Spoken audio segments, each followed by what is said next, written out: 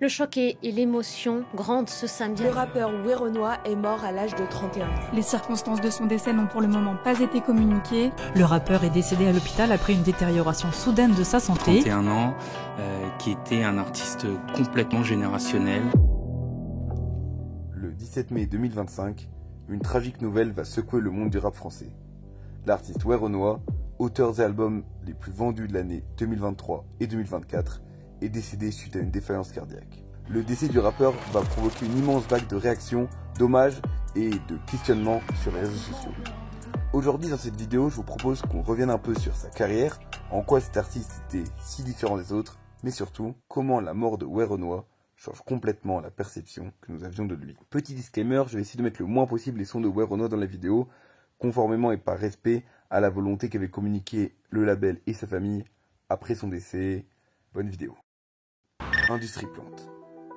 Alors, comme il le dit dans sa bio, on sait très peu de choses sur lui, à part qu'il est né à Montreuil, qu'il est d'origine camerounaise et qu'il est de la même famille que Zokin. Werenoi va sortir quelques sons qui vont faire leur petit chemin, dont Scarface, mais les choses vont vraiment commencer à bouger en 2023, lorsqu'il sort officiellement le projet Telegram sur les plateformes, une véritable bombe dans le paysage rap français à ce moment. Les morceaux All Eyes on Me, Solitaire et Trois singes avec Eni raflent toutes les certifs, au moyen d'une mélodie noire, d'un univers impitoyable et de prose sombre découpée méticuleusement par les doubles syllabes de Jérémy, Bana, Owana, que la France entière allait bientôt connaître sous le nom de Werenoi. Très vite, son ascension fulgurante va susciter beaucoup de critiques. On va traiter l'artiste de rappeur commercial, mais surtout d'industrie plante. Un personnage créé de toutes pièces par un label de musique afin de générer le plus de streams possible. Ces critiques vont beaucoup s'accentuer à la sortie des albums Carré et Telegram 2, qui vont connaître des chiffres de vente encore plus importants avec la sortie du plus gros hit de Werenoi. On va vous ramener dans le Laboratoire, qui va absolument péter tous les scores et tourner partout en France. Malgré ce succès incontestable, on reproche encore au rappeur d'être vide et de s'inventer une vie. C'est pour ça que la forme est très cramée et que cela ne me touche pas, bon, je trouve ça un petit peu cringe. On ne sait rien de lui, il est mystérieux et sombre, il met des coups de pression à son label en direct, waouh, il répond froidement à Michou. Il faut dire que Werenoi est un artiste au flow très monotone, qui lève très rarement la voix et il raconte un quotidien rural, brutal et criminel, que beaucoup considèrent comme exagéré pour souligner le street rap. Mais ce qui va valoir le plus de critiques à l'artiste va être la communication avec son public. Le reproche du silence. Du début jusqu'à la fin de sa carrière, Werenoi est resté très discret médiatiquement et ses rares réponses sont restées froides et elliptiques en interview. Le morceau avec SCH, morceau Mago. Est-ce qu'au moins tu peux nous raconter l'histoire, comment naît ce morceau? Si t'as l'occasion de le voir, il te dira lui-même, je pense. Non. Ça vous fait quoi, en fait, d'être le plus gros vendeur? Ça fait plaisir à tout le monde. Ça me fait plaisir de voir les gens autour de moi être contents. Oui. Le rappeur va surtout recevoir une vague de critiques quant à son implication dans ses concerts et sa communication avec son public.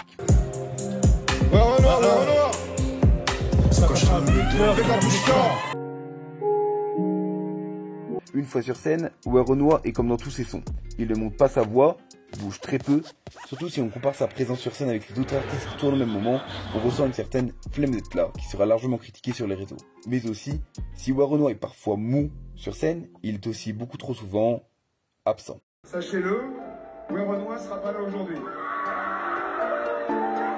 Le Planète Rap, Werenoi, notre invité, qui est pas là, mais c'est pas grave. Story postée la veille, message précipité des organisateurs. Durant la tournée de son second album, Pyramide, Werenoi annule, souvent au dernier moment, ses rendez-vous avec ses femmes, que ce soit sur scène ou dans les émissions où il est attendu, comme lors de la deuxième édition des Flammes, organisée par Bouscapé. Fake VS Reality, Real. Ce soir, la flamme de la révélation masculine de l'année revient à Werenoi. Bon, moi, j'ai pas grand chose à dire, hein. C'est carré la ligue, on est ensemble, merci à vous. Fake. L'artiste n'est pas présent ce soir, désolé de vous annoncer une mauvaise nouvelle. Werenoi carré. Oh moi j'ai pas grand chose à dire. C'est carré la ligue, on est ensemble, merci à vous. Mais justement, le 13 mai, lors de la troisième édition des Flammes, Werenoi pointe encore aux absents, alors qu'il vient de gagner l'album de l'année pour Pyramide. Il présente alors une vidéo d'excuses qui inquiète ses fans. Encore une fois, merci la Ligue. Il y apparaît, la voix fatiguée, faible, bras dans le plâtre, expliquant qu'il n'a pas pu venir en raison d'une hospitalisation. Une grosse blessure, mais c'est que partie remise.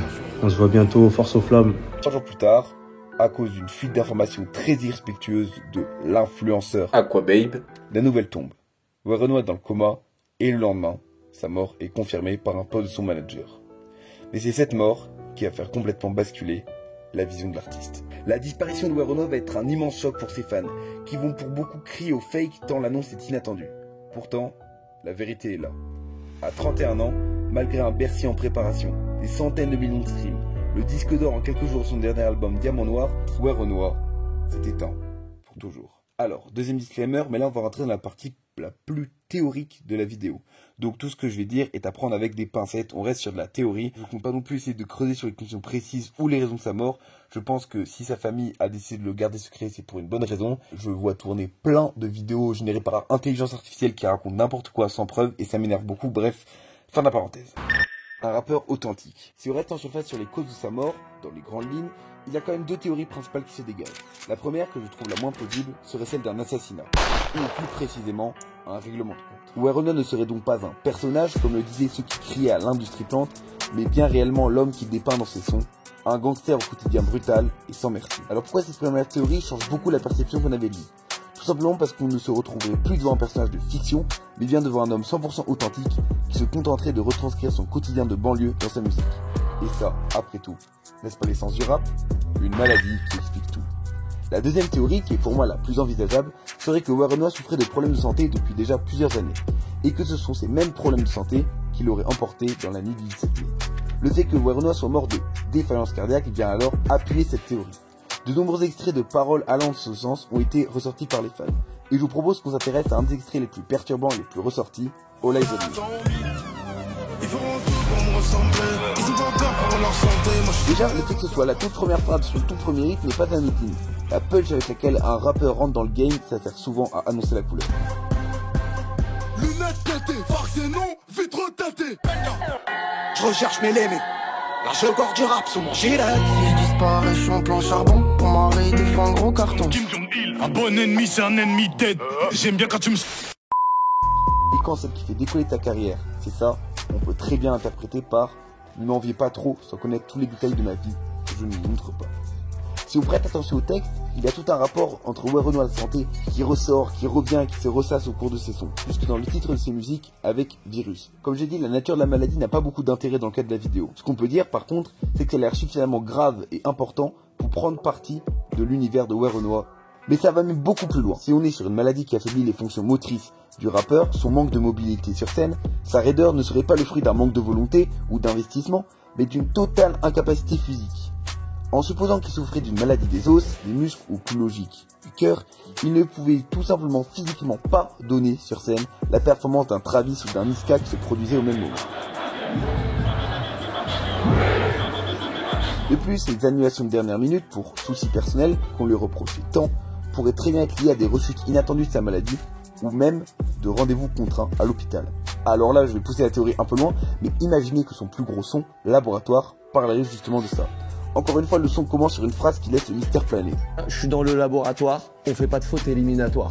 Ça m'obsède déjà. Qu'est-ce qu'il veut dire par là? Quel genre de faute est éliminatoire au laboratoire? Parce que c'est justement là que tu fais des expériences. Et si le laboratoire, ça désignerait pas tout simplement le bloc opératoire et la faute éliminatoire, l'erreur potentielle d'un chirurgien qui pourrait conduire à la mort. Ça va nous amener à la dernière partie, qui est pour moi la plus intéressante de la vidéo. Rapper son destin.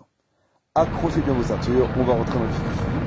Je pense qu'il y a un peu de vrai dans les deux théories que j'ai expliquées plus tôt, mais en vrai, la cause de la mort de Werenoi n'est pas du tout le sujet de la vidéo.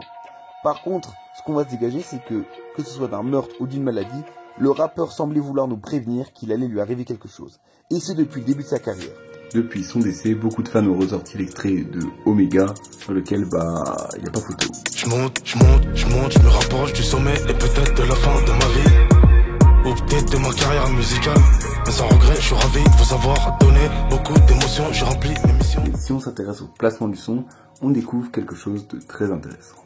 Il s'agit du premier morceau de la réédition de son album Pyramide, sorti en 2024. Le mot Oméga renvoie à la fin de toute chose d'un point de vue spirituel. Le titre est bien choisi, car non seulement on l'entend faire ses adieux à son public, mais on l'entend surtout donner les raisons qui l'auraient poussé à rapper.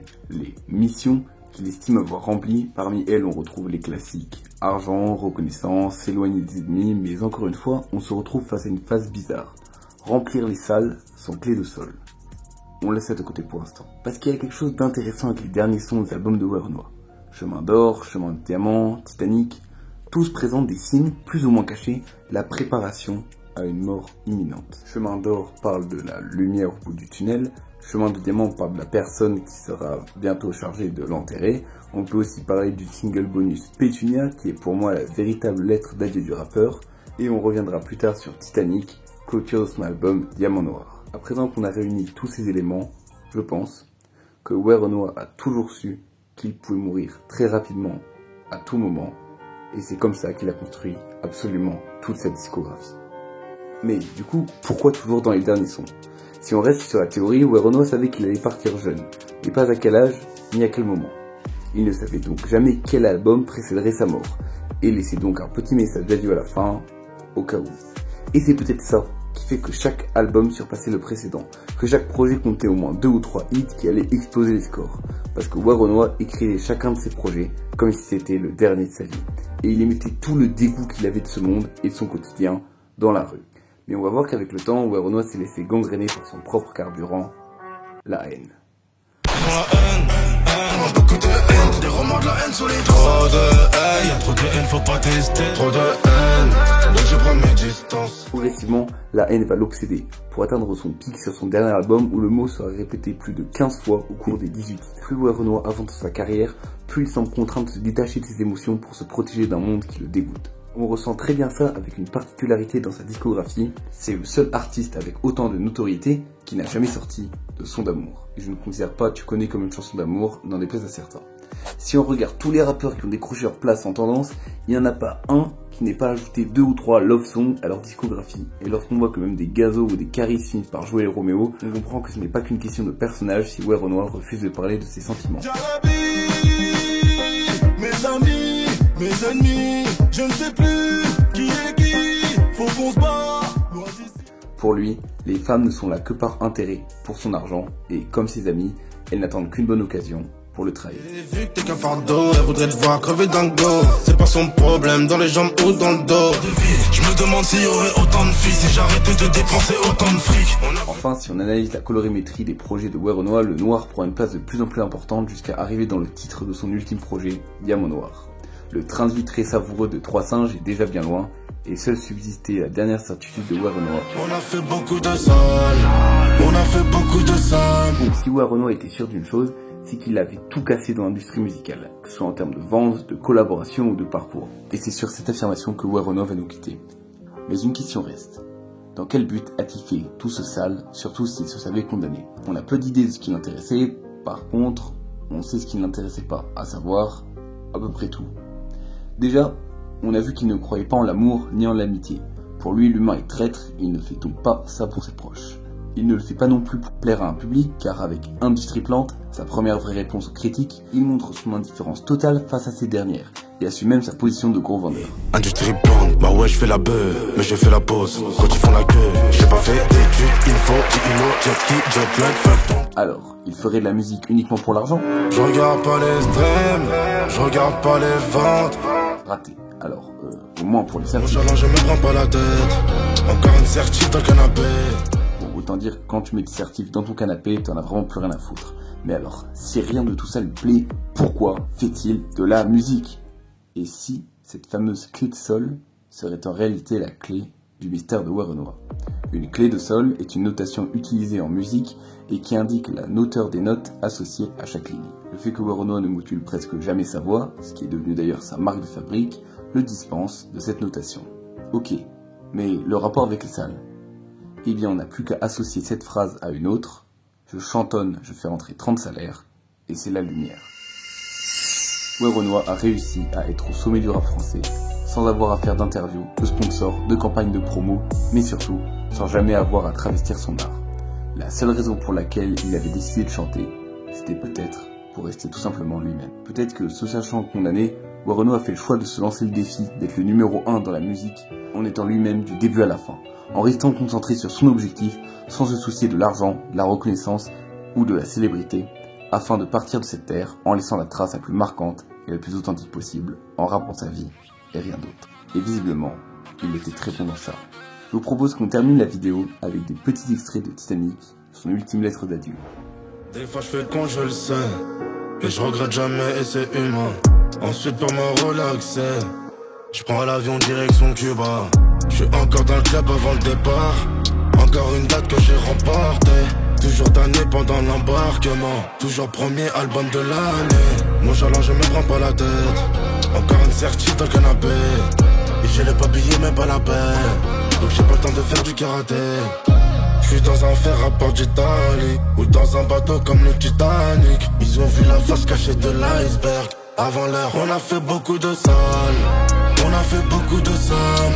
J'ai rempli beaucoup de salles, ça attire beaucoup de folles. Je chantonne, je fais rentrer 30 salaires. Ils sont en champ, ils veulent trop me salir. J'ai fait rentrer beaucoup de soliens, j'ai toujours les fers pour les salir. Pour conclure cette vidéo, on a vu comment, en passant la postérité, Werenoi se présente à nous comme une personne complètement différente que celle que l'on pensait connaître. Pour ceux qui vont continuer à écouter sa musique, faites pas genre, il y en aura forcément, les paroles vont prendre une toute autre tournure. On a vu l'exemple avec Omega. Tous ceux qui écoutaient Pétunia à l'été 2024 en pensant qu'il parlait de la météo lorsqu'il disait qu'il n'était plus très loin du soleil, vont pleurer dessus en 2025 en comprenant le réel sens de la phrase. In fine, je pense qu'il y a deux leçons qui se dégagent du décès de Werenoi. La première, c'est qu'il ne faut jamais juger quelqu'un sans connaître son histoire. Je me jette la première pierre, j'étais de ceux qui râlaient quand il annulait un concert au dernier moment, qu'il faisait le mec mystérieux sur les réseaux. Mais ce qui m'a bien appris cette vidéo, c'est que la face cachée de l'iceberg est toujours bien plus grande que l'on croit chez les gens. Donc soyez toujours le plus bienveillant possible avec les autres. La seconde leçon, c'est qu'il faut profiter un maximum de notre temps et de nos proches, car la vie est imprévisible, et que si la réussite se compte en années, les défaites, elles, se comptent en heures.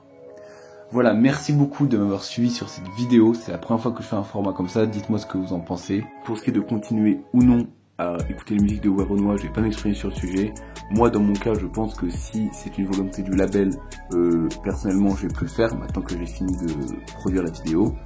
Et je tiens à m'excuser d'avance s'il va y avoir des incohérences ou des informations manquantes dans la vidéo, parce que je l'ai écrite seulement 24 heures après les faits. Je tiens à dire que ce que j'ai dit dans cette vidéo relève de la théorie, je cherche en aucun cas à diffamer ou à manquer de respect aux proches et à la famille de Werenoi. Je trouvais qu'il y avait plein de choses qui entouraient la carrière et l'univers de l'artiste qui étaient très intéressants à expliquer. Donc si vous avez kiffé la vidéo, n'hésitez pas à la partager à vos potes, à en parler, parce que j'ai passé un énorme temps de montage dessus et j'aimerais bien avoir 2-3 retours. Si c'est positif, j'espère qu'on se revoit bientôt. Prenez soin de vous, prenez soin de vos proches, informez-vous, faites gaffe à toutes les fake news qui circulent en ce moment, et à la prochaine.